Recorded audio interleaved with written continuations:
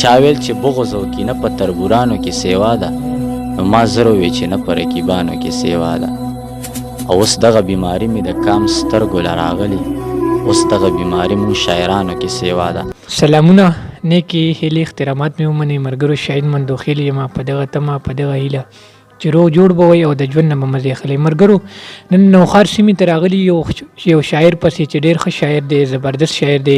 نو راځئ نیغ په نیغه ورسره میلاویږو، خپل تعارف راسره هم کوي او څه خبرې اترې به هم ورسره کوو. السلام علیکم استاد.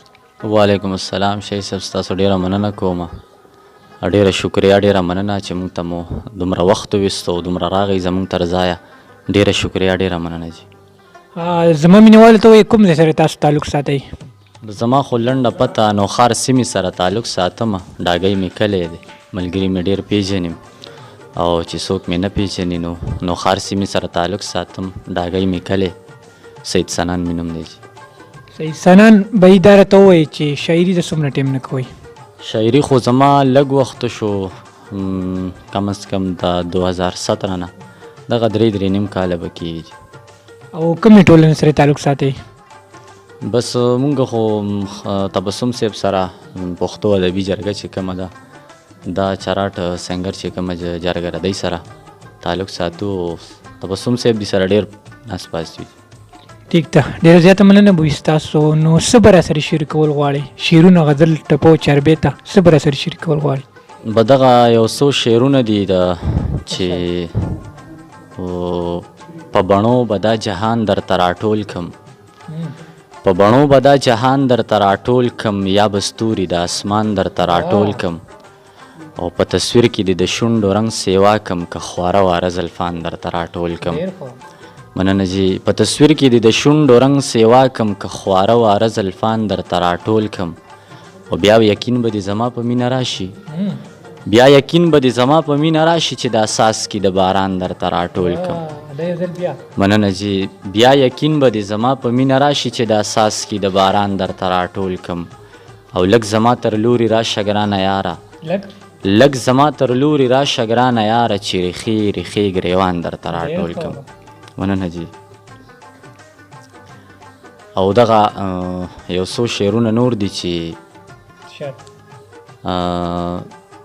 تا چې سترګو کې په غلا خبرې وکړي، تا چې سترګو کې په غلا خبرې وکړي، تا چې سترګو کې په غلا خبرې وکړي، دا د ډېرې ناشنا خبرې وکړي، او صحت به یې په شونډو باندې ښکل کم، صحت به یې په شونډو باندې ښکل کم، راته هر چا که دا ستا خبرې وکړي، د ښایستو ښایستو خبرو دې قربان شم، د ښایستو ښایستو خبرو دې قربان شم، نن دې ډېرې د وفا خبرې وکړي. دا یو ځل بیا وایي. مننه جي.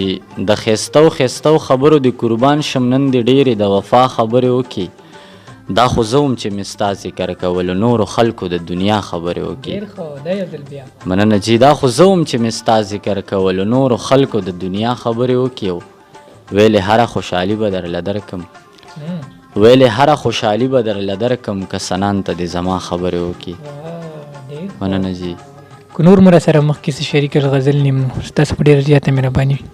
دغه یو غزل دی نوی دی چې تا چې په ډکه خوله اظهار کوو نو څه دې خیال، تا چې په ډکه خوله اظهار کوو نو څه دې خیالو، بیا چې د مینې د انکار کوو نو څه دې خیال. مننه.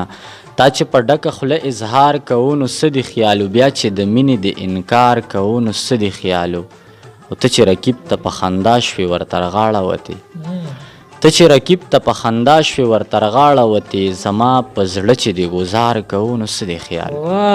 دا یو ځل بیا. ته چې رقیب ته په خندا شوې ورته غاړه وتې، زما په زړه چې دې ګزار کوو نو څه دې خیالو، زړګي اوس راته ګیلې او فریادونه مه کوو، زړګي اوس راته ګیلې او فریادونه مه کوو، په بې وفا چې دې ادبار کوو نو څه دې خیالو. مننه.